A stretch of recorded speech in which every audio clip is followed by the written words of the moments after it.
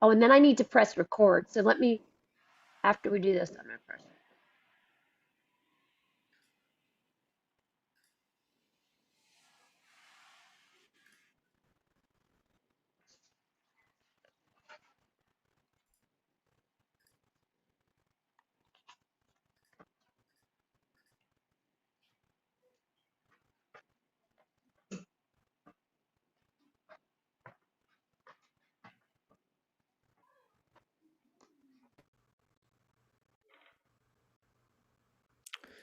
All right. Well, here we are, you guys. Here I am. Who am I? Well, that you will find out shortly. But you guys probably already know, as you guys are fans of the show. This, what you are going to see in a little bit, is episode 97. 97. That's right. 2021. We are already on episode 97 of We Don't Even Know. Who your hosts are, I think you guys are familiar. I hope you shouted it at home. I will be shouting it in about 3 minutes, as the show will start at 8 p.m. One thing that I think you guys know, it is October. It is late in October. Let's see the exact date. It is the 26th. That means you have 5 days to get your costumes ready. Am I prepared with my costume so far? The answer is no. I'm not prepared. But I do have my costume partners. Okay? We are, as you may or may not know, I am engaged to an Italian woman, and we have an Italian-American child. So that makes 3 of us that are going to be costume partners this year. And we're going to go as an Italian band called Tre Allegri Ragazzi Morti. Now, I said part of that with an American accent and part of it with an Italian accent, just so nobody can understand. But we're gonna make those masks. If you guys look it up, maybe I'll post it in the comment sections on Facebook if you want to check it out. Who we might look like this year for Halloween. And I hope to hear what Chanel and Christian are gonna be, and maybe we'll even hear Jasper's preparations. On top of that, in November, after All Saints Day and after All Souls Day, the first 2 days of the month, then we will be, I will also have, there's one of our guests who has been on the show more than I think any other guest. His name is Marcellus Hall. I created a documentary through my company, Four Wind Films, and we will be playing at the Lake County Film Festival coming up. And we have been nominated for 7 awards at the NYC Web Fest for a documentary called Marcellus Hall, an artist in New York City, that features 350 plus of his illustrations and over 30 of his songs in a 31-minute documentary split up into 5 parts. You'll be able to see some of those parts at each of the festivals. So if you want to see that, check it out.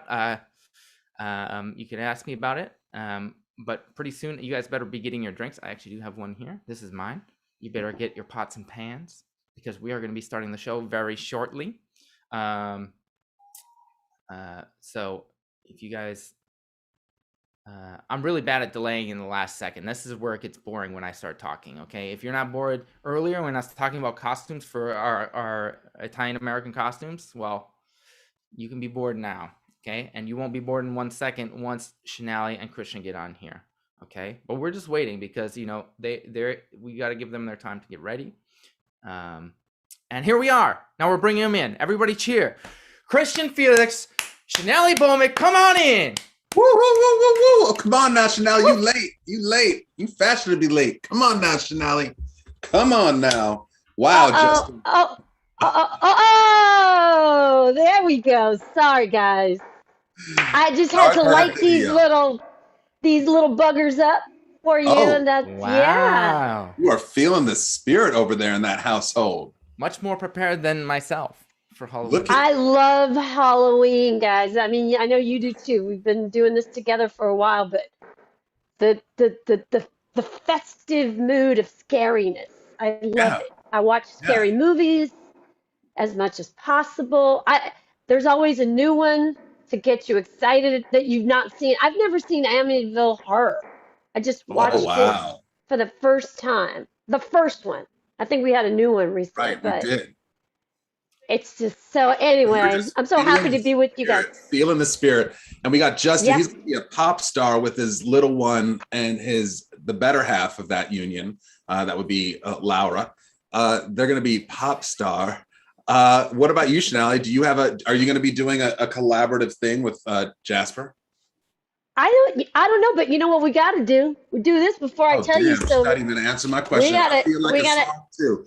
And we a gotta one. do this before we start officially. And a one. This is, everybody see this?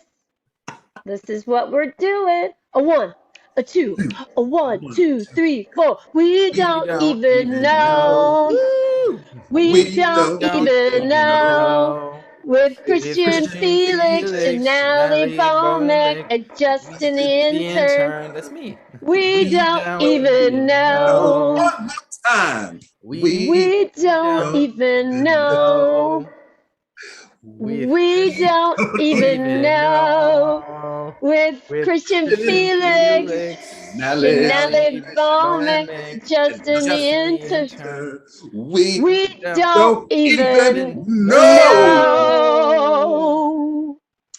Wow. Yeah, Man. guys, I can feel all that applause out there. Thank you, guys. Thank you, ladies and gentlemen. Now it looked Thank like you, you Justin. worked on that card choreography all week. So congratulations. Well done. That was amazing. I So the tried some question new tricks. I had asked Shanali is, do you have a Yes, costume or not? Or are you trying to save it for a I, surprise? I, I do not have a costume. I need help. If you guys have suggestions, in fact, audience members out there, if you have suggestions, I know that one of my friends suggested that Jasper and I be John Lennon and Yoko Ono. Oh my And gosh, I that's cut some my low hanging fruit. I cut my hair, but Jasper Girl, you sort can of get extensions. Haven't you heard of a WIG? It's called a but wig. Jasper actually does sort of, there are times where he does look like John Lennon, which I don't think he knows that, but And believe it he or does. not, Shanali, there are times that you look like Yoko Ono. That's true. That is true. You sound like her too sometimes. But I I see. like to be something scary, if possible, a scary version of whatever it is. So I don't know. We'll see. I like What to do you be think? relevant. I like to be topical. I like to be in the zeitgeist. I think I'm Yeah. going as an N95 mask, the creme de la creme of the Ooh. mask. And it's only so I can say, I'm N95, mama. I don't want to That's where the Oh, haircut came that's from. my mother may be watching, but I want to say I'm N95. Mama. I've been rehearsing that. So I think that I'm going to figure out how I'm going to be an N95 mask. I see that one of our longtime fans, Michael Terrell in the chat yeah, over is yeah. looks like Squid Game. Squid Game, that Netflix show that's taken Oh, by storm. right. Wicked. Sweatsuits, Some, jogger suits, and the red or the green. oh, that's probably, he's right. That's what it's going to be. That's That's what's what going to be. It's going to be it, Squid Game Halloween. I think you're right. That's Michael. Thank you for that. What are you going to be, Michael? Let us know. Let us. And in fact, if any of you have suggestions, like I said, for Christian and I, 'cause I do like the math. Though. I do like the math. You don't think it's So too boring, too bland? I mean, it is white, but I'm not saying that's boring, Justin. I'm not saying that's boring. But well, I'm going to say it's good. I've been invited to some Halloween parties. It's going to be interesting. I think we're just sort of slowly coming out, feeling a little more comfortable, especially in our city. We're lucky that we have these mandates that you can't go to restaurants, you can't go to a bar, you can't go to a club or an event unless you're vaccinated. And we have to show our pass. And so I just made it out in the world to go to my first comedy show in 2 years. 2 years. I mean, really, it's been 2 years because I would say a year and a half, but no, I think it's 2 years right now. And it was really great. It was my friend Jenna Friedman's show at the City Winery, and ooh she la had all la, these. that's a nice venue. It was a nice venue. We were lined in. We found a table. Jason Lamb and I went together. We found a table. It was like the two of us at a table four. At the very last minute, some people came in late, crushed themselves right next to us at our table of four, and they were just getting the seats that they paid for, but it started becoming a little trippy sitting there there were some people that wore masks, but you didn't have to, right? And so we're laughing and woo-wooing and hee-hawing. And like I could start all of a sudden see all these cartoon COVID Articles. bubbles. Yeah. So it was a trip. It's gonna take a little bit, It's going to but take a while. I got to tell you, Shanali, I was out for dinner in a busy West Village restaurant with actually one of the guests that's going to be on our show tonight, Joaquín, and we were sitting out al fresco, in one of those kind of makeshift shelters that was semi-open, but also kind of you felt a little bit enclosed. And the tables were not necessarily socially distant, right? But everybody was, and when you're sitting outside in a restaurant, you don't have to have that proof of vaccination either. right, right. So we didn't have that added layer of protection. And Joaquin and I were just sharing the fact that we're both still a little skittish when it comes to COVID. Like we both haven't gotten it. We don't want to get it, what have you. And on the table right behind us, the woman facing us just started with a little,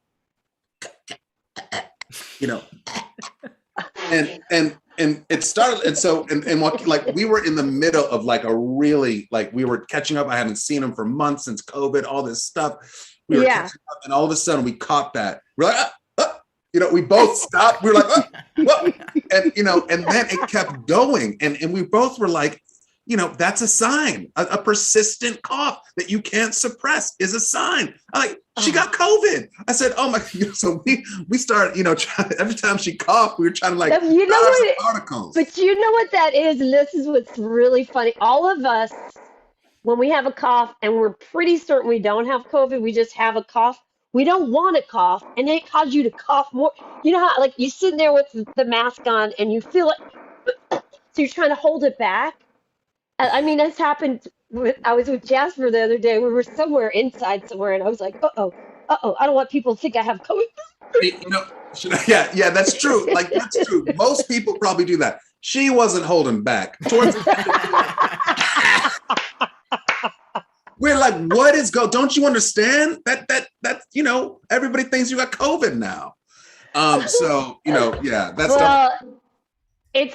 things are slowly, in this city, again, we have like vaccine mandates. Now the city workers have to all have vaccines by Friday, right? Oh, really? And so that's a whole thing. Like today is the first day we had a march with, tons of city and municipal employees saying, and I think a lot of it, again, is due to misinformation, but saying that they don't want the vaccine.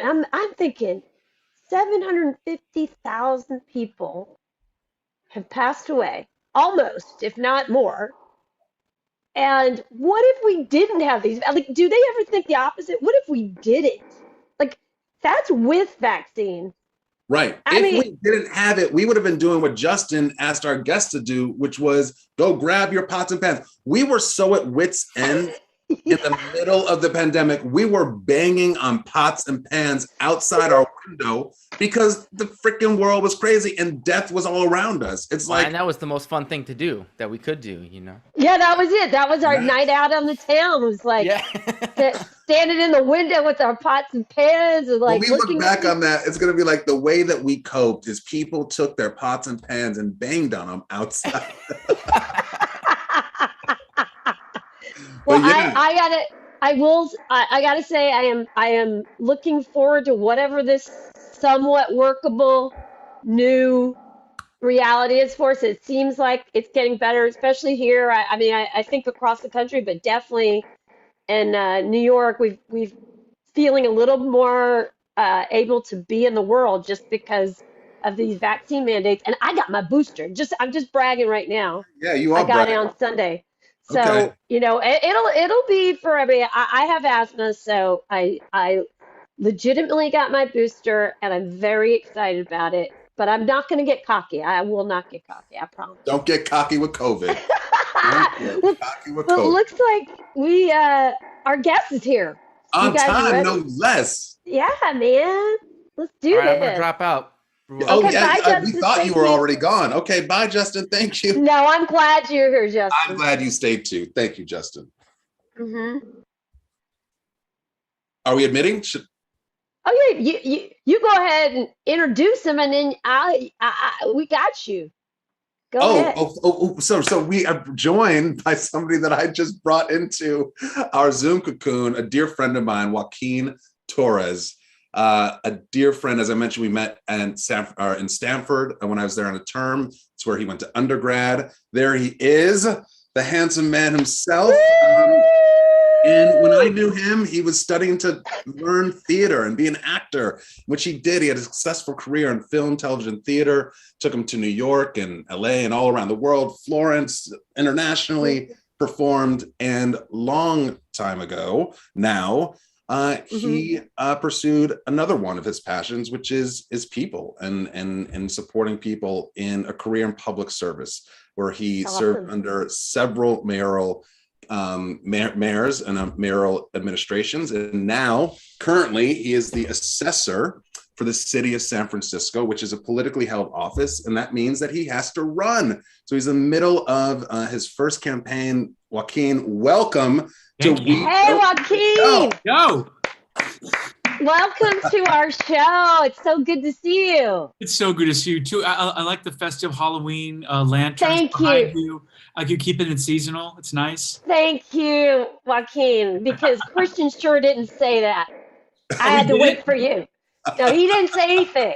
He didn't like. Wow. No, and they're lit. They're on fire. I have fire beside me. Yeah, and, like they're lit. Like they're not plastic. These are real. So anyway, they're lit. Thank you. Just like you are. You've been doing like some amazing things. It's pretty exciting to watch, especially you being such a close friend of Christian. I've kept up with your ongoings and to have met you here in New York as an actor. And now I watched you get sworn in by the mayor of San Francisco as the assessor recorder of San Francisco. Yeah, it was so beautiful. She loves you. It was really sweet. And she seems pretty remarkable. I really was touched by watching that. It's pretty, and that was in February, right? February, yeah. Yeah. February. So it's like, and then you're still also the president of the San Francisco, is it Housing Authority? What is it? Yeah, it's a housing authority, and I'll probably only be doing that for like a couple more months, so we can focus more on the work. But yeah, that's been a whole different journey since 2013 as well, right? Right, and she explains that in that ceremony. Like she talked about that. So anyway, we got lots. There's too much to talk about, but I really like what I wanted to. I think that might resonate outside of all this work that you're doing this very moment. As someone that's also a performer, and then now is a public servant, I think there are probably lots of people in our community that have thought about, okay, I have this other mission in life that I want to accomplish. And I think just getting the courage to take that risk and go for it is something that people are scared of doing. Like, what happened? What transpired? Because you studied acting in graduate school too, right? I got my MFA from New York University and their graduate acting program. That was probably one of the most amazing experiences educationally that I'd ever had.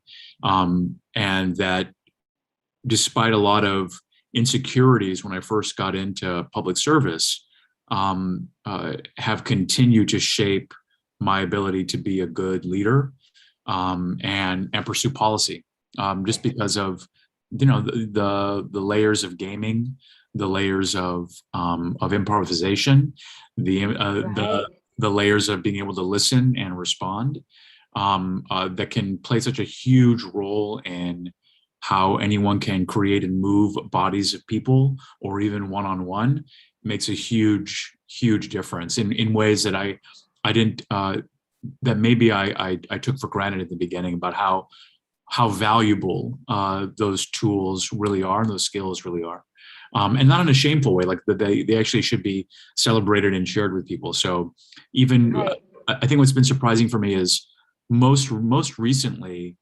being able to share more publicly my acting background, my love for the theater, how that shaped me, how that shaped my desire to Well, like Anna Deavere Smith always talked about like putting life into art.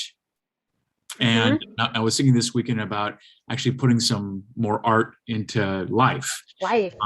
in our political domains, in our cultural domains, because we desperately need it. And I think that throughout this pandemic, we've realized, or not realized, that art form in so many forms, and we are remembering right now how important that has been to us in real physical space. Of course, we've had access to these works in a different way, but in real physical space, being with each other in those spaces makes a huge difference. So going back to your question, it was in DC. I was, freezing cold, DC, Obama inauguration, freezing, waiting to finally be allowed to move. I was there right? too.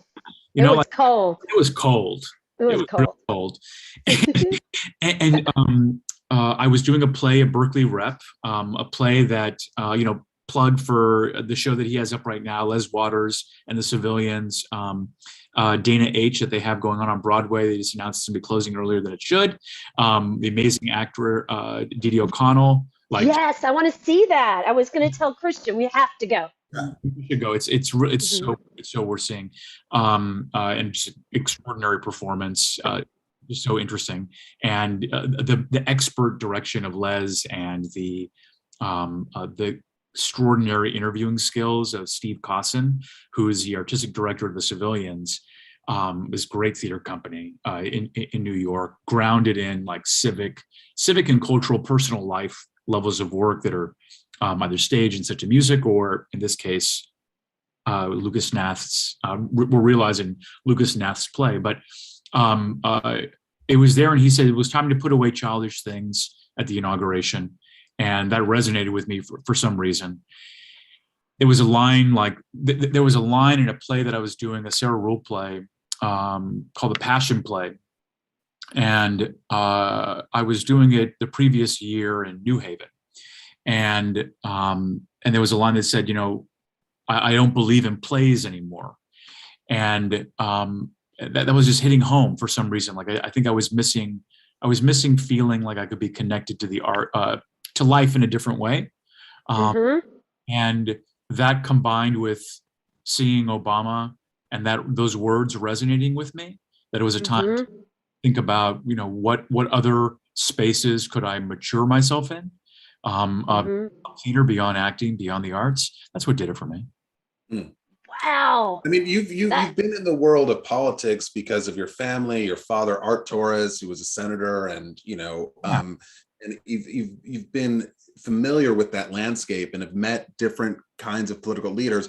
Was there something about Obama? Was the fact that he was the first African-American president? Was there something about that moment in time that kind of shifted, or just where you were at in life and that dovetailed with what you were hearing at that day?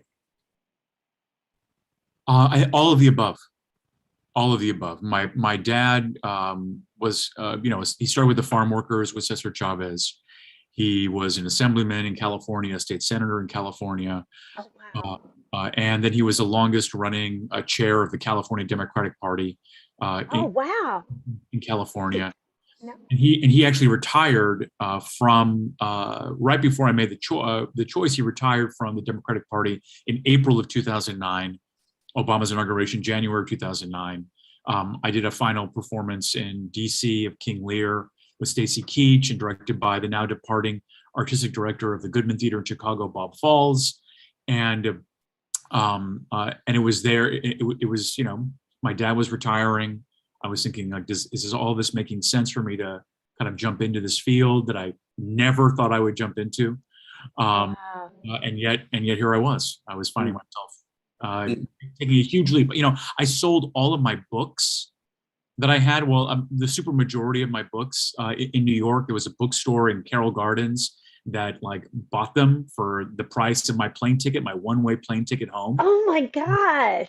Just go to my dad's place. Yeah. And that was a trip. So it was that quick. It was that sudden of a. It was, I come out to San Francisco to be with my dad.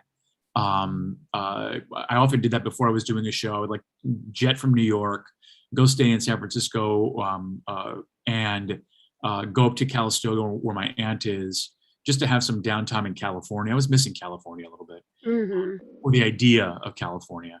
Right, right. The trees, the ocean, Northern California, the wine, and the idea of California. I was about to leave to go to DC to do the show, and I was like, I was serious about what I said earlier. I really want to go and have an interview for Gavin Newsom's campaign. He was running for governor for the first time then, and I was like, I want to work on that campaign. And my dad was like, "What are you talking about?" I'm like, "I told you I want to work on that campaign." And later and I didn't even know what I was saying. Have you ever like talked? Yeah. And you're like, I have this idea. It just kind of comes out. You're like, what the hell did I just say? What did I say? Yeah. Like, why did I set this? Like, why did I suddenly set this in motion? But that's what happened. And then, I hadn't heard from my dad. I'm like, why isn't this guy calling me back and like help me out? And so I called him up. I was like, Dad, I was serious. He was like, what? I said, yeah. I'm serious. Like, I want to try this out. Like, can you hook me up with an interview so I can at least see if there's any opportunities to volunteer, whatever, right? I didn't care what it was, and I got to talk to one of the consultants, Eric J, and this guy named Nick Clemens, who was running Gavin's first campaign then for governor. And they're like, if you're willing to start from the bottom. And I'm like, what? It's not gonna be that big of a paycheck, going from theater to a $250 paycheck, but health insurance came with it. And I was like, yeah, I'm all good, whatever. I had a free pay, and I jumped for it. And so I flew out to, I finished the work in DC, and then I flew out and I had an interview. They hired me. It was amazing. It's fantastic. Is it while you were in this rush?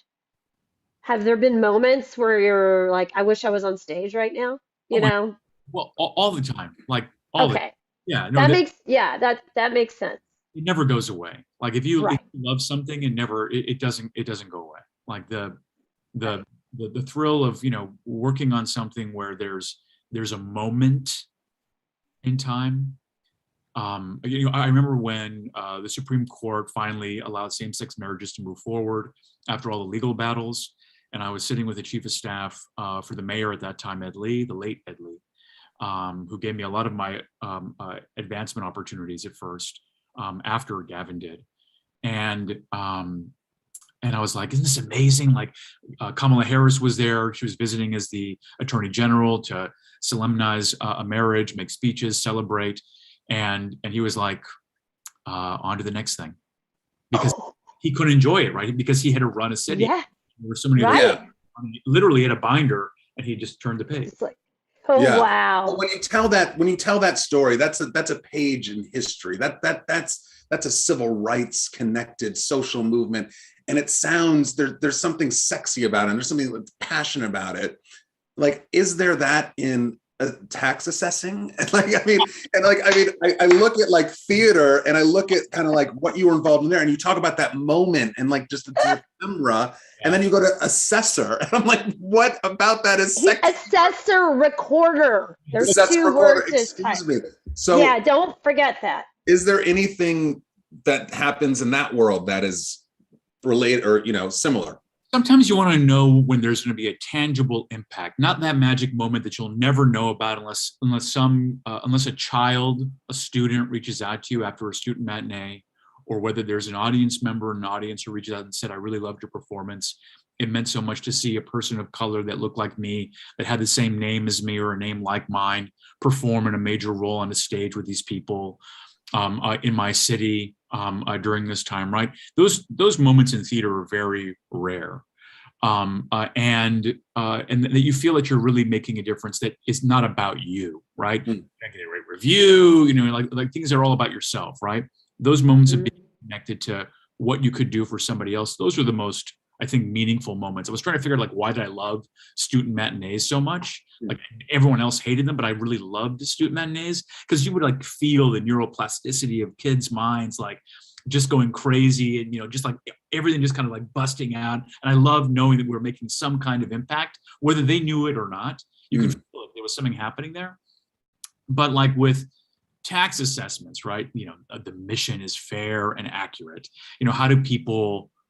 What do people feel government is doing for them, especially as it relates to, if I say taxes, we usually have a pretty specific response to whoever's going to be delivering that message, whether it's IRS or anybody else. So how do you change that for somebody? That to me is very cool, to be able to share with people a different message and a different approach that the government can take, so that their experience when they cross the threshold, as it were, when they enter the theater of government, Ooh. how are we? You're right. Theater of government. Like how are we taking care of you? How do you know that you're going to have a positive beginning, middle, and end experience, whether it's positive for you or not in terms of the outcome that you wanted, but at least the experience can be something more gentle, more kind, more respectful, more personal, that you can accomplish in a local San Francisco city, right? We're less than 1 million people in San Francisco. It's only around 890,000 people in the city. So there's some more immediate impacts that you can make, and you can know people, right? So it is almost a theater community or an audience that you're working with on a daily basis. But from where's space to tell a good story? I think as people of color, there's a great subject of deeds that were racially restrictive, that were used to consolidate white wealth through home ownership, and conversely exclude opportunities for communities of color to achieve the levels of wealth and potential generational wealth transfers that home ownership provides. And so because of new law that's been passed in the state of California, we have the opportunity to proactively start removing that language. Now, it's not enforceable language, but it's like a house cleaning, right? Right. Yeah. There's a power to symbolism these days that affect how you feel, what government cares about. Do you feel me? Do you understand why that's important to me as a person? Mm-hmm. You know why, and how do you make that special? So I'm already thinking through how I can work with artists on creating a level of an installation inside the office. Oh, wow. Yeah, like something interesting. I talked to 826 Valencia, which is also a nonprofit organization founded by Dave Eggers, the author. Yeah. And can students write letters about what home means to them? What do we value? So that there is something interesting you can do in this space. And because it's me, right, soon to be. I got to run and win in these next 2 elections.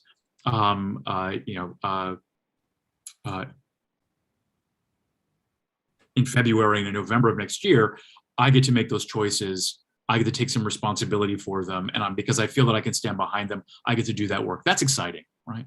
You just made it sound exciting.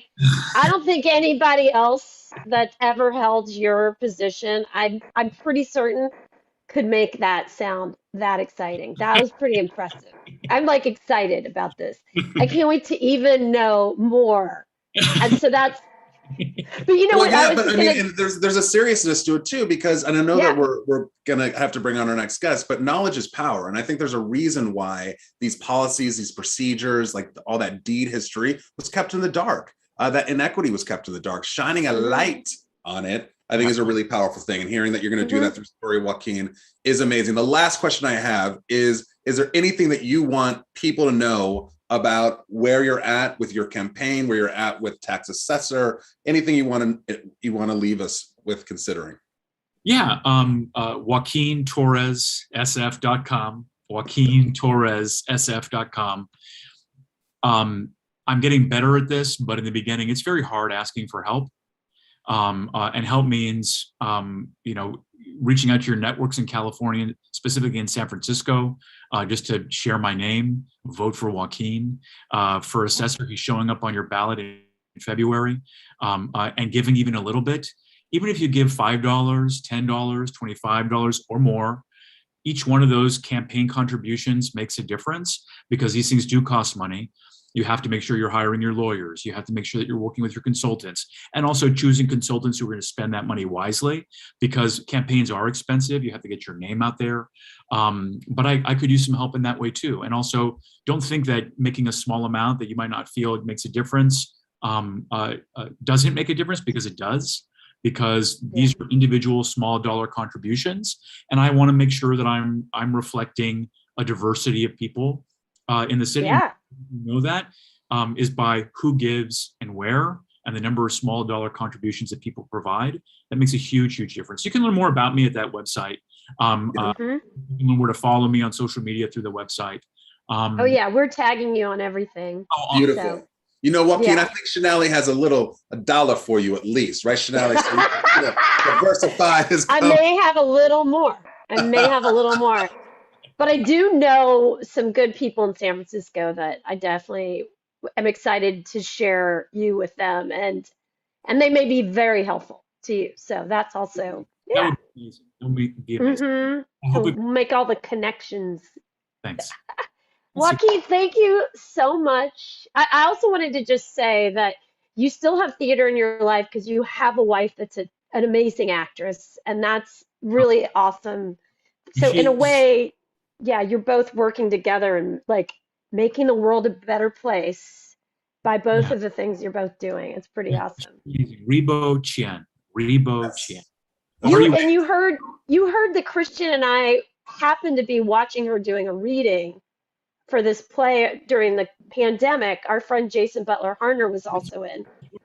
And she was so great. And I didn't know it was your wife at the time until after.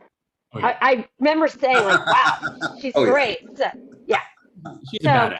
so there was no bias. I did not know before I decided she was great. So That's cool. it's so awesome. Yeah. Awesome, Joaquin. Thank you for joining us. Great to see you. Yes. Thanks so much. It's so Yes. good. I'm so happy. Awesome. So happy. All right. Take care. Peace. Bye. That was our very first assessor ever. I mean, oh my God, it's a Assessor. You keep recorder. forgetting. Assessor recorder. That's Assessor recorder. Come That's a on. nice ring to it. Assessor recorder. Oh my gosh. Amazing. Well, Christian, it's time for us to do our segment, our wonderful segment. We have a friend who did share his well, we'll share this and then we'll here you go. Here you go. It's coming right up. It's our amazing game changer segment, and here we go. Uh-oh, sound. Game changers, it's often lost to the game to you. Game changers, it's often lost to the game to you. Game changers, it's often lost to the game to you. Game changers, it's often lost to the game to you. Woo! So, Christian, let me just tell you, I wanted to tell you this story at the top of the show, but it's becoming my game changer. I want everyone to understand how complicated it is to wear a jumpsuit when you go out. And the thing is, guys don't really wear jumpsuits very often, but it's like an in thing. So women are wearing jumpsuits a lot. Now, for me, I strategize because I don't want to go to the bathroom because I don't want to pull my whole thing down. Let and me like guess. Let me guess. The game changer is Depends. Adult diapers, people. Is that it? That actually, see, we brainstormed together on these game changers. My game changer is to say, because I was just going to say, the end result of me wearing a jumpsuit last night, where I was strategizing timing to the train so that I wouldn't have to go in the club and go get home to go to the bathroom, was I was so needing to use the restroom while I was walking to the train. I started singing a song to myself out loud. I have to tell you, I was saying to myself, never do it again. Use the bathroom when you have to. I was like, don't wear a jumpsuit and wait. Like, I literally was trying to narrate to myself, like, never do this again. I get on the train and I'm like imagining myself peeing in my pants everywhere I'm going, but I'm like, nope, I can make it. It's only 2 stops. I get on the train and the train stops in between the last stop and my stop. I'm the only one on the train. I'm just sitting there singing out loud. This isn't gonna happen. I'm not gonna pee in your pants. I was singing all the way home and then ran in. Whew. Yeah, I Wow. made it. So I you made made it. it. You made it. I made it. So hey, all And you let me ask you a jump. question. You made it, but can you wear the jumpsuit again? I, I will, but I'm gonna go to the bathroom. I'm gonna You're be gonna go to the bathroom. okay. So you didn't have any I'm not. accidents. You didn't have any I accidents. did. Yeah, Okay. I made it. I made it. Okay. I made it, Christian. I I mean, I made it. gave You would you a have heard about it. jumpsuit. I mean, if you had an accident in the jumpsuit that I gave you, you would not hear the end of that. I would get you a whole big box of Depends, adult diapers for Chanel. You don't have to worry about it. Oh man, I am so honestly surprised I made it home. I will say that. I was Hey, when in definitely. doubt, sing that song, and you must be kind of like using the Woo. liquid in a way to support your vocal cords or something. But yeah, I can tell you're still traumatized from that moment. I, yes, yes. So this is just say everybody, if you're wearing a jumpsuit, do not strategize on making it, and you just go when you have to. Just realize you're gonna have to pull it down. It's just like in New York, you're worried about the bathroom if the jumpsuit's gonna touch. You just have to have a strategy on how you're gonna, pull it down. Yeah. Anyway, something you would have Pull it never down, known take it about. out, put the jump in, jump out. I mean, that's what you want to do. You just want to jump in, jump out. That's what they need to help out with. Man, that is. I Oh, actually I have. Is it my turn? yes, yes, yes. All right. I have to say, in this moment in time, I don't own any jumpsuits per se. Yeah. That doesn't mean that some of the apparel that I wear doesn't present its challenges every now and again. That's just because of my shifting waistlines. It can feel sometimes my pants feel like a jumpsuit. But anyway, I don't know if this is because of age or not, Hmm. Yeah. but this was kind of my attempt to kind of like do what the young cool kids are doing, but also from a practical perspective. I did some traveling this past week in Boston and in Washington, D.C. And when you want something that you don't necessarily need a backpack for, but you want like an extra thing to carry things in, you don't necessarily want a merce, like a man purse, nothing wrong with them. Nothing wrong with them. You don't want a tote. A tote's been really the bag du jour for many people. I actually had my New Yorker tote that I wear a lot, and an old Yeah. man yelled at me and said, "I have one of those. Everybody has a New Yorker bag." And I was like, "Thanks for making me feel the most uncool person in the world." But whatever. I was getting some geriatric love. He was trying to connect. It's cool. Whatever. I recently invested in Hmm. a fanny pack. Mm. I got a fanny pack, and I'm telling you, I sometimes I'll sling it over my double shoulder. Sometimes I'll double. wear it, diagonally, and Hey, sometimes, guess what? I might wear it around my waist. I'm right. I'm giving you 100 on that. Okay. I remember. Do you remember there was a time where we were just like, no more fanny packs? But Yeah. I'm back. I'm back with you. We live here. You want to be able to move around, move your hands. You don't want stuff. Amazing. The fanny pack. Yeah, you Andrea can keep an Rosen. extra mask. You can keep some hand sanitizer. You can keep your wallet. If you want to get a little cray, you can keep your phone up in there. You can keep so much Your stuff. chapstick. Oh, Your just chapstick. yes. I bet you can Any. even keep some extra diapers if you needed them for your jumpsuit, I Janali. just want to give a shout out to Andrea Rosen, who never stopped wearing her fanny pack. Like, in the era when it was like, why are you wearing a fanny pack? Andrea stuck to her guns. She was always trying to convince me as to why it was a good idea, and she was right. She was right all these years. I'm sorry, Andrea. I Knowing didn't Andrea, necessarily. I thought you really were gonna say, and she never stopped wearing her diapers. I'm sorry, but I really did. Just knowing the kind of humor that she likes, it wouldn't surprise me. But I mean, they're making them pretty slim. The padding really absorbs. So anyway, I don't want to get into that, but Oh Lord, I don't know why you know all those details. I did not know. I did not need to know you knew all these details.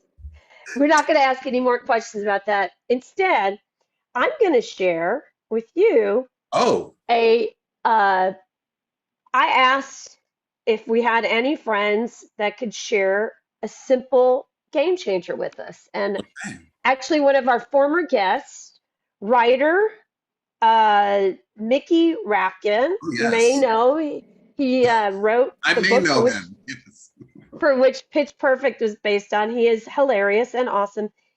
This is very simple.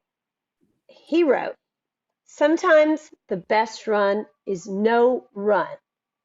When you're injured or just in general, you just need to rest. And that's such a good point. That So is for all of such it, a good point.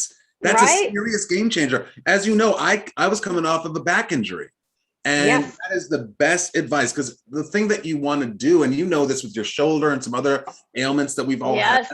Janelle, is that like we're active people, like we want to jump back in that saddle, you know? But It's so on point because literally yesterday. So I've had I fell in the dark in Woodstock. Remember that? I sprained my knee.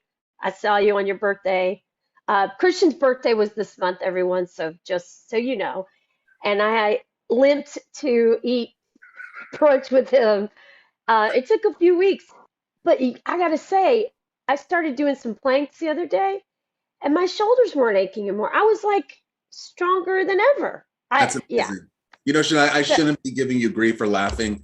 You looked fantastic when you showed up. You were a little bit late to the brunch. And you know, it's just like when you see your friend like hobble like a little bit, just like, you know, like, hey, happy birthday, Christian. You know, like it was special. It was it special. was You made the special. effort. You made the effort. Just So took you a little bit. it was wonderful to celebrate your birthday. Jasper's birthday was also this month. So it was like I have all my Libras out there. Happy Man, birthday. the way you That's said the Jasper's birthday was also this month. You sounded like it's like, okay, yeah. I'm over, I'm over all your birthdays. You got some birthday fatigue. That's your husband's birthday. It's just, you know, speaking of which, now you'll be proud of me. You know what I've been doing is because I had to out of necessity a couple years ago. I was at a business dinner with all of my colleagues, and they knew it was my birthday, but they forgot to celebrate or coordinate with the waitress at the end of the dinner. So I pulled the waitress aside and I said, Mhm. put a candle in a cake and just a little dessert and just bring it. And so they did. And as soon as it came, I was like, happy birthday. And I started my own birthday song, right? So, so and then everybody's like, happy birthday, Christian. You know, everybody's like, and they're like, who started that? Who did it? I was like, I did. Thank you, everybody. Like, that's the saddest birthday I've ever been to. That's the saddest birthday song I've ever sung. Oh, I don't do that. So oh. I did it again. I did it again with my mom and my godmother and my cousins, Peter and his husband, Patrick, in Washington, D.C. Now, granted, this is 3 weeks after my birthday. And I was like, get me a chocolate little cake with a candle in it. And the waitress came and I'm like, happy birthday. And they're like, oh, we're singing for you now as well. And then the waitress, she sees that it's for me. She goes, you mean I brought that cake for you? You asked for that, your own birthday cake? That I've learned. She threw you under the bus. Anyway, Let me try it out just sometimes. All you people out there on your birthday month, try singing your own birthday song. It's empowering. Public service announcement. It's free. the best part about this story is that of all my friends that would lead their own birthday song, I would imagine you would be the one.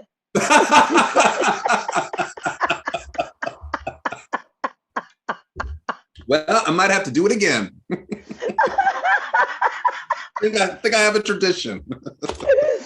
Well, guys, I'm checking in.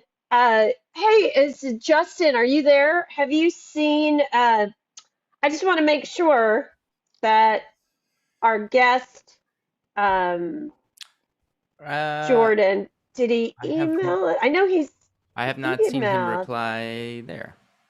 Okay, I haven't either. So, you know, life is nutty for everybody these days. Who It knows? is. I know. I am. It's not a problem for us. Ooh. Good thing we're not doing this show live. Good thing that we're not in the Can I red tell you- room. well, It's way too early for us to come Look, back. these pumpkins have those scented candles in them. We don't have just like the regular. So there's all kinds of, there's like a collision of aromas and scents coming together. All right. I don't know. That cough sounded like Delta to me, but Delta, At least Chanel's not sitting behind you. that flower you got. I'm saying, Justin, aren't you now, Justin? The thing now we can just talk to you before Jordan joins us. You know, I was surprised to hear how much you used the pre-show to promote yourself. Now, there's nothing wrong with that, but we may have to talk about, you know, just that is valuable time. You can take it out of my salary. Boss man, I gave him, but he was kind enough to ask. It's just you had stepped away for a little bit. Okay, that's fair. As long as so he had a little permission slip. You signed his little permission slip. I was prepared before I came to the show, so I was, you know. Ooh, I think yes! Look at that! Look at that! Harry is awesome. This is perfect. Right on time. Well, right on time. Well, Justin, thank you for doing your promotion. I love it. I think it's important work. Guys, oh my gosh. Okay, so Joaquín Torres, thank you so much for being here. And that was so wonderful to hear, especially that transition. Did he make you feel like, what's your transition going to be? What it makes you feel like? What is that? What makes you? What am I going to be when I grow up? Yeah. Yeah. Art is a tough thing, but art is also one of the most wonderful things, which that is a good segue into our next guest. I think our next guest fulfills so many different roles in one, like as a performer, that he actually is doing so many things that you could be satisfied in a way because you get a chance. We'll talk about when he's here, but he's a comedian, a writer, an actor. He hosts his own podcast called Adulting. He does many things. His name is Jordan Carlos. Let's hear it for Jordan. And Jordan, we're so excited you're here. Thank you. We just for a slight second there, I was like, is he? Ah, there he is. Hey, you're on mute. You're on mute. Hey, Jordan. I'm not a good person. It's so good to see you. Don't you worry. Oh no, you're right on time, my friend. Everything good? Everything okay? Oh no, I just had to. Everything's fine. I just have two wonderfully adorable children that I had to feed and cook. Then we had to take a bath, and we had to wash the dishes. Then we had to walk the dog, and I was like, and now I'm home free. And my mind just laid a big fat egg, and I'm so sorry. It's okay. Oh no! How old are your youngins?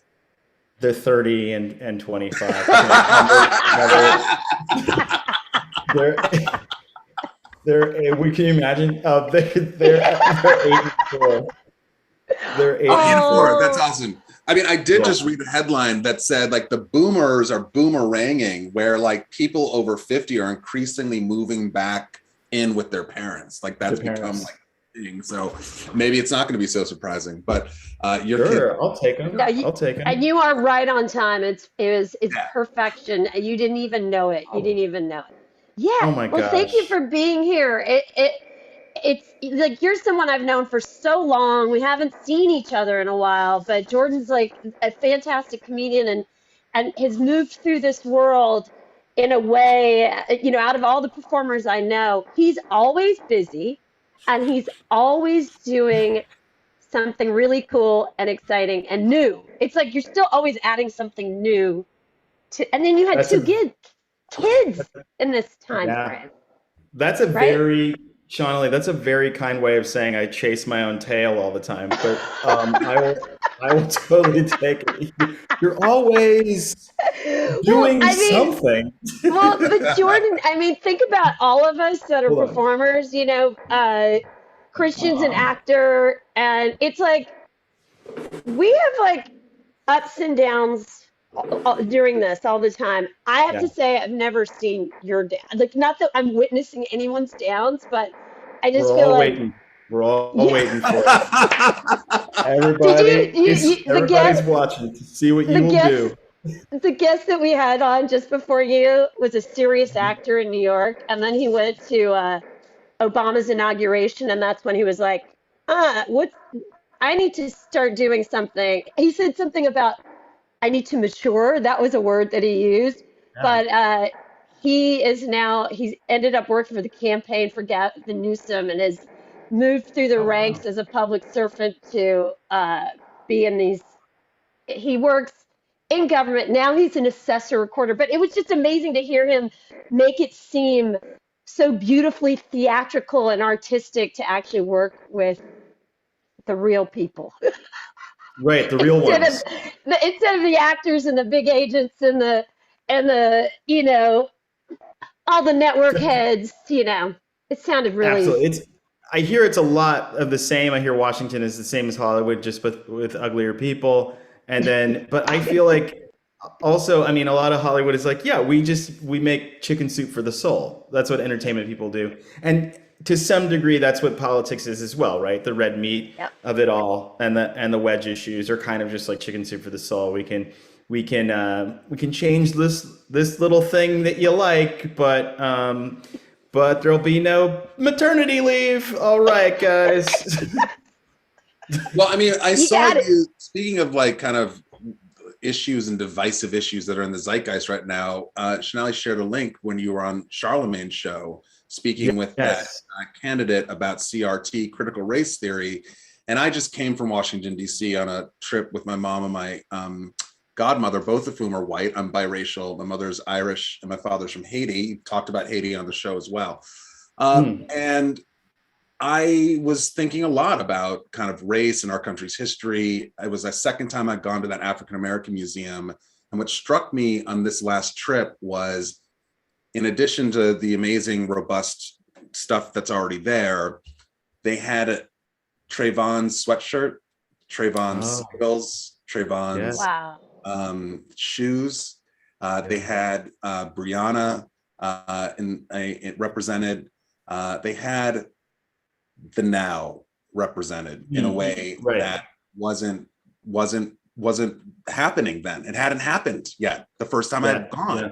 So it really struck me, this kind of the narrative and the fact that, what struck me was this woman that you were talking to was like, oh, well, of course we can talk about slavery and of course we can do it. But I think the thing that white people are really responding to negatively with critical race theory is that it actually begins to like thread the needle between kind of like slavery, Reconstruction, Jim Crow, desegregation, all the marginalization that's happened, affirmative act, blah, blah, blah, blah, blah, blah, Black Lives Matter. It kind of threads that needle. And so anyway, that's a long-winded way into kind of what your position is in respect to the role of people like yourself to influence the conversation. And yeah, just kind of what are your thoughts on it? Well, I mean, first and foremost, I love history. My history buff is the one. That and painting were the two things that I actually excelled at school. And I think that, there's an old Mark Twain quote that's like, history never repeats itself, but it certainly does rhyme. And so I just think that history is so wonderful, and that like you can use it to never be surprised by the present. You can use the past to never be surprised by the present, and to see and anticipate things coming. And that's one of the things that we try to do to inform the demo on Charlemagne's show, because what Charlemagne is trying to do is kind of like show unknown unknowns, especially to his demo, which is young, Black, and unapologetically so, and just like listening and having conversations like we're talking about, like in this one, we're talking about neoliberalism and the difference between the neocons and the neolibs and kind of like New Deal Democrats, and learning like, why is it that whenever I vote for Democrats, I think it's going to be like this, but it's like that. Well, you might be running into neoliberalism, and explaining and unpacking what that is for people who are putting their trust in Democrats and things like that. But that kind of stuff is fun for me. I'm married to a history teacher. I love that. Unfortunately, it's like, our country is just like this crazy like Spotify playlist that just keeps churning out the hits. So it's like just like one insane thing after another. So it's like I really like hold on to history to help people understand that we've been here before, we've been through worse, what to anticipate, how to stay clear-eyed, and that's kind of my role. And that, most of it's just like I'm kind of like whatever in my sweatshirt on a keyboard in an office in Midtown. That's a big part of my job, Christian. Ordering DoorDash and making just like highfalutin fart jokes, and making a lot of like we had to tell kids what a filibuster was, right? So it's like Wow. filibuster, right? Now, I don't really believe that like trauma within a culture makes culture, but we had to do it. So I was like, all right, so what's a filibuster, right? And people are like, what is, how do you explain this? And I was like, okay, we got this. So filibuster is like when I was a kid, when my mama would whip my ass for playing ball in the house, I used to try to talk my way out of it. I'd be like, well, mama, please, like, you need to do this, mama, you don't have to do this. You don't have to do this, mama. And I was like, that right there, that's a filibuster. That's it. I love that. It's so important that you are engaging with that demo that a lot of times doesn't think that their vote matters. Right. And that is one of the reasons why they just don't want to learn more about it. And there are people who don't want them to learn. There are people who don't want people like That's that. what I was to going to say. And so There's a lot of obstacles out there to even getting this information. And so the fact that you're engaging with them, funny, intelligent, but I want to give you and Charlemagne credit, because as I was listening to that woman who was a Democrat, city politicians, it was really making my blood boil. And I thought that you all handled yourselves very well. And what I was really struck by and what I grapple with, just being part white or just having Irish American heritage and having a large white family, is whiteness and the idea of whiteness and white identity has produced a lot of trauma in this country. And when you had that conversation about would you become a random Black person in America and give up your whiteness or something, and this white lady paused. She couldn't say yes. And then what Charlemagne's response was I'm not going to be white. I wouldn't do it because I love being Black. And then she said, well, if I said that, I would be deemed. Well, yeah. What do you like about being white? And if you ask white people that, it's a very complicated terrain for them to speak to for good reason, because a lot of whiteness has produced trauma. So I guess my point and what I'm grappling with is like, is there a way that you can dislike whiteness without disliking white people? Oh my God, let me put my freaking glasses on. Yeah, you put the Christian. Christian, welcome to my TED Talk. I'm trying. Now. It's a struggles. It's not every day. I don't have the magic bullet, but I will say that sure. I mean, I think that it is possible because I'm an optimist.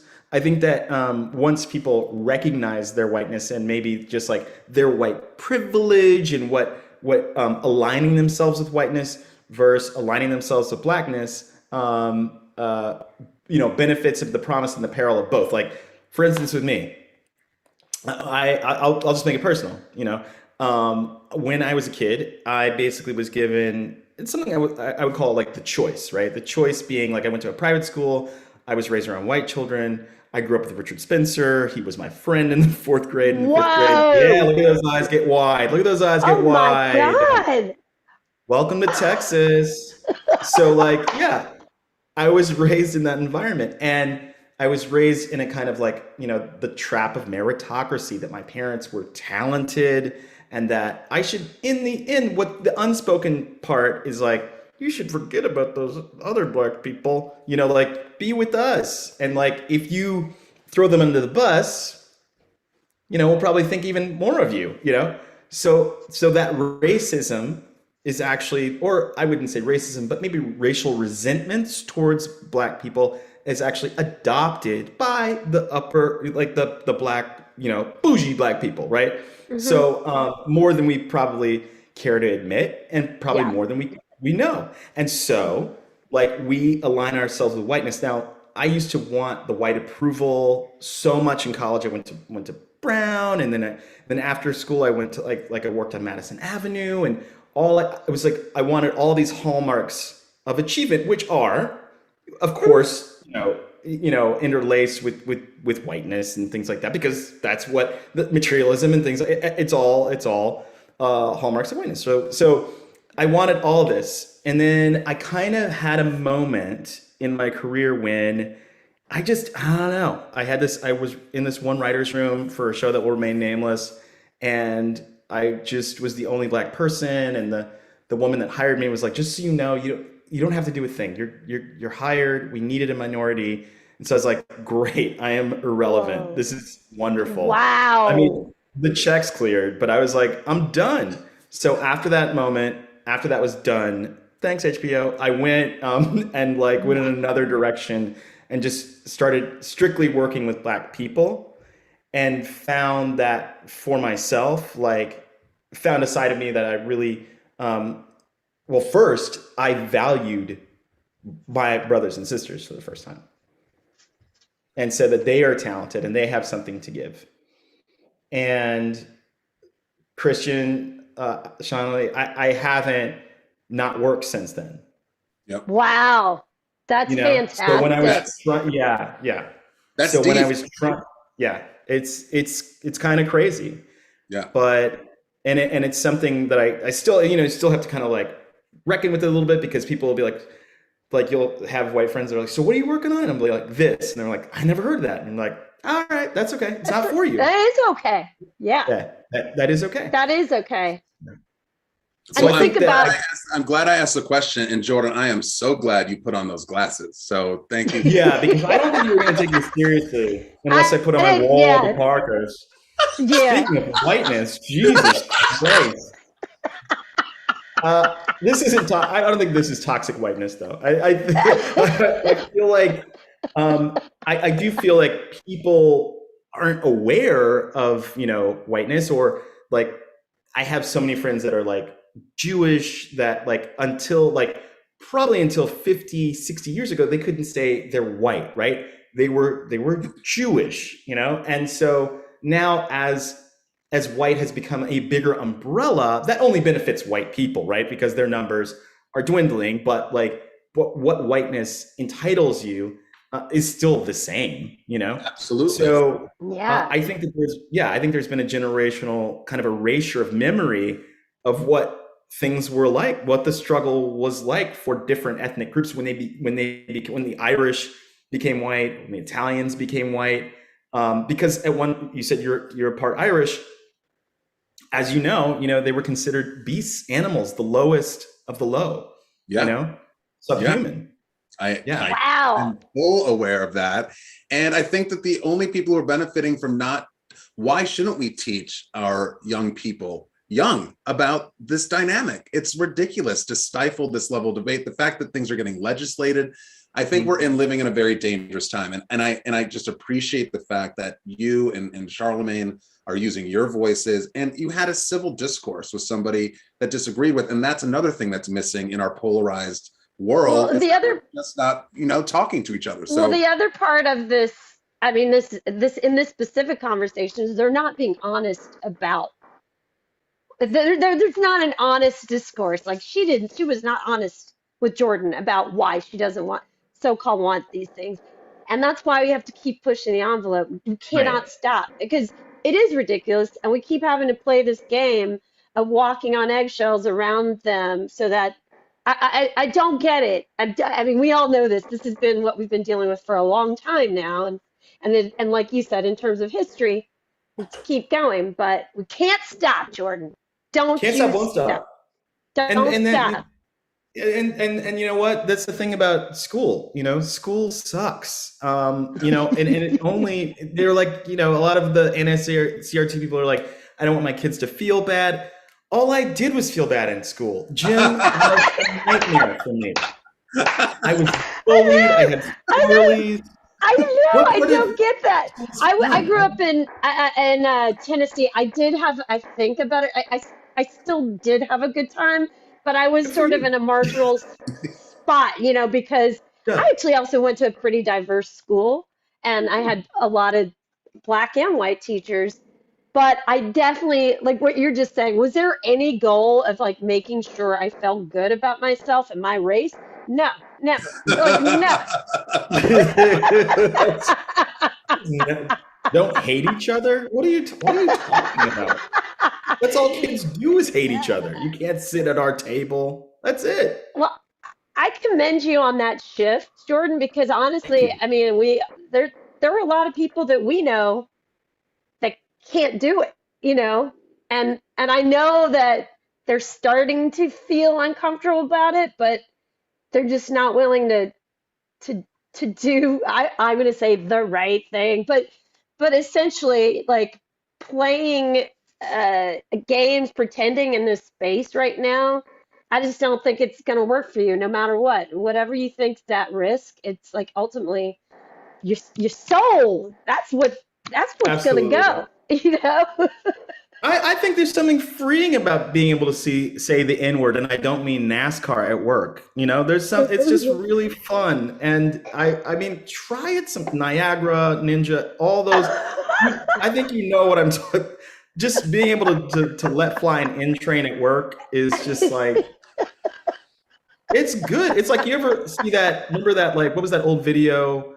It was Blind Lemon and Blind Melon or whatever it was. And like Blind Melon, I was going to limit. yes. Yeah, Blind It's the Melon little with bee that dances. the beat, yeah. And she's looking for the other bees. And then finally you find the other bees. And I always loved that video. I always wanted to find the other bees.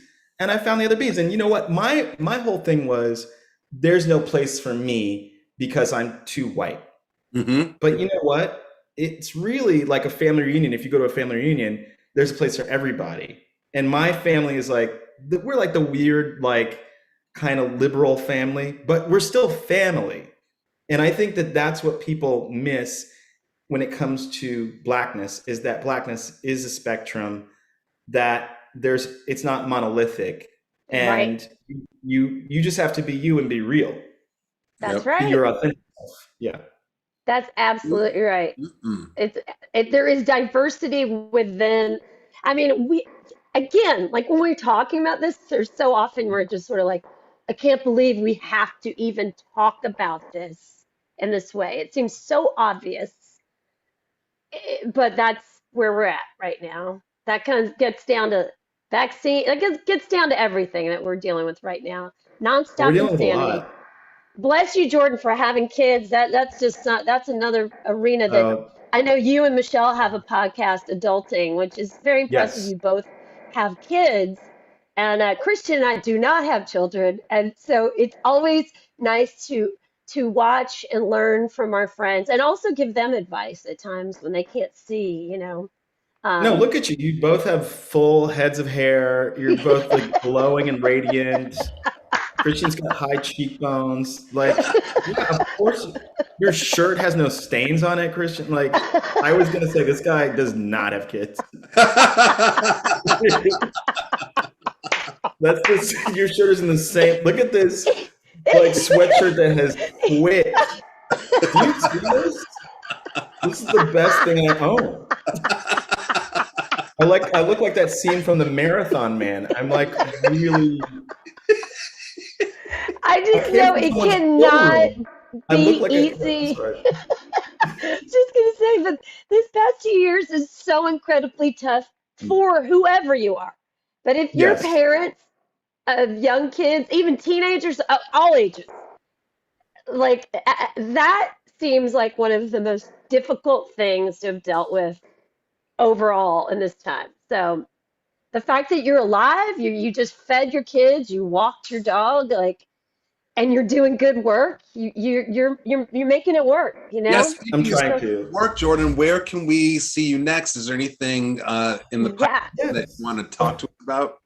Absolutely. So you can always catch me on Comedy Central or my work on my writing on Comedy Central Friday nights, 10 p.m. On The God's Honest Truth. Please check your local listings. And That's then after that, so it'll be coming out in July, but we're going to be shooting Phoebe Robinson's show, Everything's Trash, starting in March, and that's going to be on Freeform. I'm really excited about that. I'll be playing her brother in that, ah, and then yeah, Yeah. That's cool. And yeah, I'm so excited. Phoebe's my lady. She's amazing. Yeah, she's Yeah, great. she's amazing.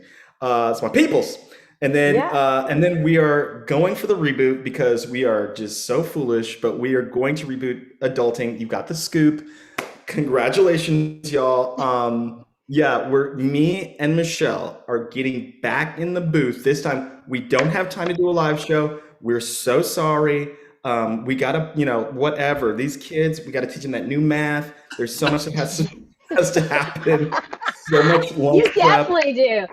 Yeah, It's so she's got to potty fun. train her kids. There's it's a lot. And You guys got a so lot.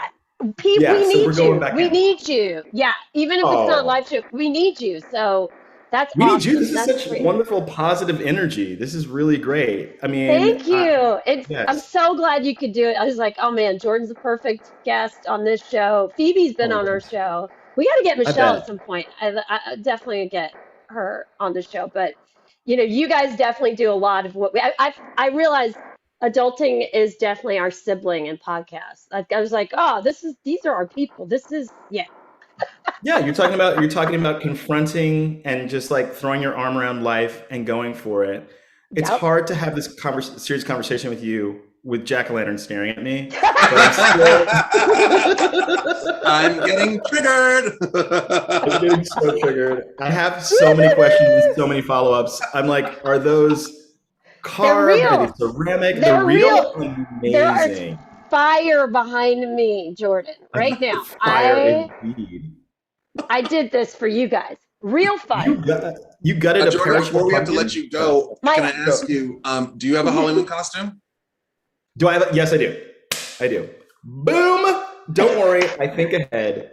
So Michelle, because she likes to give me anxiety, decided to have like a family like Halloween party, but she's like, everybody has to, all the families have to have a theme. So I was like, oh my God. So we're having these like war room discussions between me and my children that it's like nearly ending in tears. But we got it. And I think this is going to be pretty great. All right, here we go. What is it? Okay, so we're going to be me, my son, my wife. My son is 4 years old. Okay, me, my son, my wife, we're going to be Dalmatians. Come on, cute little Dalmatian, my son, 4 years old. Come on. Little blonde afro. And then my daughter is Cruella DeVille at 8, giving you all that sass at 8. Oh, that's so We sweet. gonna win. We gonna win. Oh my gosh, I love that. You got Well, I Christian, hope we we gonna see win. the pics. I hope we see the pics. And that Absolutely. sounds You will. like a yeah. If there is a contest, you're winning. That's great. That's fantastic. I'm like, this is perfect. We have the 4-year-old's cuteness, the 8-year-old sass, the parents who are just there, basically. But That's the way it should be. You tell us. If you have any parents that are not just there and that are the stars of their family's costume show, you need to tell them they got it all wrong. That's not the way they got it all be. wrong. All wrong. The kids are the stars. That's it. We were gonna go Hamilton, but we thought it was too like inside baseball. This is like obvious, This is obvious. so obvious. I love it. Jordan, thank you for making sure you walked the dog, fed the kids, put them to bed, and then came here. You were right on time. It was perfect. We're so appreciative of you being with us. Okay, I have to go watch you now and probably a little bit of Dune, and then Daddy's going to sleep. Bye, Jordan. Thanks so much. Yes, thank All you right, so enjoy the rest of your much. night. Peace Chrissy, out. thank you so much. Bye, y'all. Yes. Thank All right, you. bye. Bye. Oh man, what a cool dad, Justin. I hope you Man, take cool notes. That's a cool dad, Justin. That is Justin, come in here. Come in here. Wow. You're a cool dad too. Oh man. Yeah, Justin. Did you get any costumes in that feed? Did anyone tell us? I didn't get. I just put ours in. It would. I couldn't figure out how to do a. Now I sound like an old dad for sure, but I couldn't figure out how to get the pictures uploaded. No, you still sound like an intern. Okay, that's good. That's Ladies, good. Makes me feel better.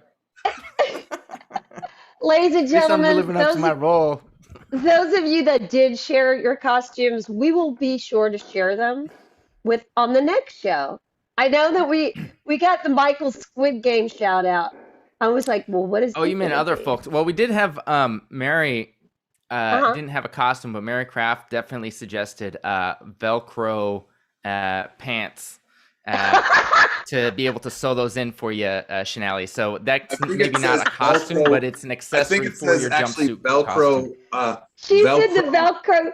It's the crotch accessory for strip. my for my She jumpsuit. said she can make them for $5 Right. in 5 minutes too. So Oh my gosh, that's amazing. Mary's a talented actress, comedian in Atlanta. She was on Atlanta. She played the talk show host in that Right. episode, That is wonderful, You know what, Mary. Shanali? You might just get a stocking stuffer for Christmas, so you put that off your radar, and we'll see what happens. Oh my God, I love that. I've never see. That's why we do this. That's why we do this. That's why we do it. But we also do it That's- because don't you feel better after talking to those two amazing humans? Oh man, that was so cool. There's two people that made big changes in their lives and for the betterment of their own lives, but all of ours. Like they're both doing like more just better things, I was really impressed. Well, as always, thank you. Chanel, it's a delight to talk to you. It's good to talk to you. I'm glad that you are in strong form in this COVID realness that we're still in. Well, I'll see. We're going to a party on Friday, right? We're going to. Yeah, we're going. We can't put that out there because put it out there, but I may be seeing you. Yeah. All right, Justin. You give Zachary a little hug from me and Laura a high five because I'm sure she. I want to thank our guests one more time. We had Joaquín Torres on here. Yes. Make sure you go to his website. It's JoaquínTorresSF.com. Right. Yep. And he's also on all socials. And then Jordan Carlos, who, he's done so many great things. But watch him Friday nights, Comedy Central, and listen to Adulting. His podcast is so great. And awesome. Thank you, Justin. Thank you, Christian. Thank all of you. Happy Halloween. You guys be safe out there. Be safe. Don't burn anything down. I'm going to go blow out these candles now. Good night. Over and out. Bye.